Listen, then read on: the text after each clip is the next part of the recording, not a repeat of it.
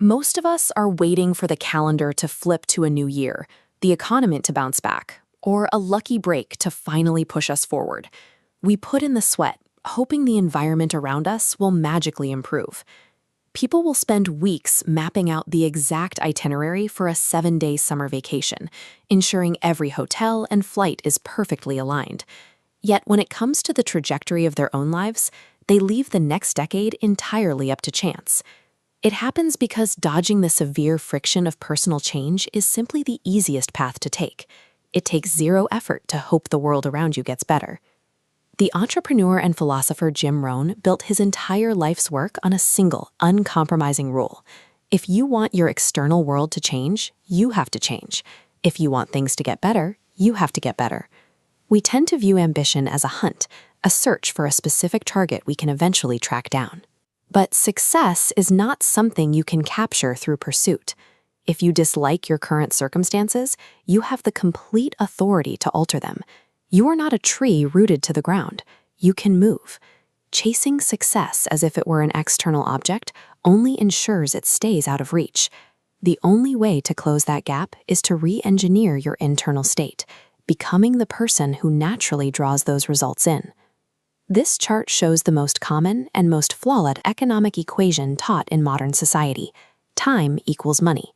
We are conditioned to believe that we are strictly compensated for the hours we punch into a clock. Rohn shatters that idea. You do not get paid for time. You get paid for the value you bring to that specific time frame. Time multiplied by internal value creates a fortune. The distinction is practical. If you work hard at your job, you can make a living. But if you work hard on yourself, increasing your own skills, knowledge, and capacity, you can make a fortune.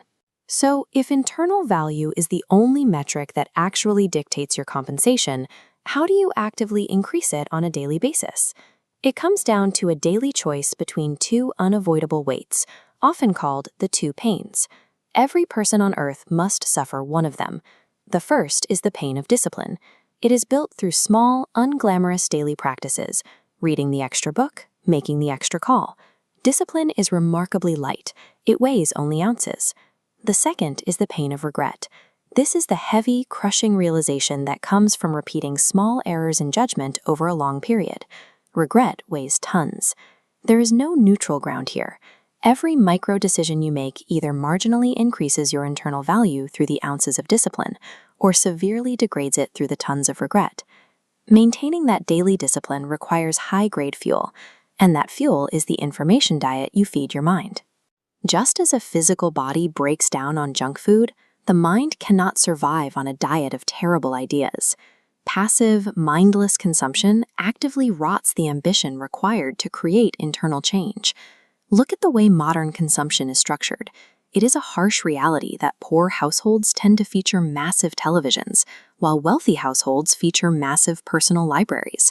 The entire gap between where you are sitting today and where you will be 5 years from now will be dictated by the quality of the books you read and the information you digest.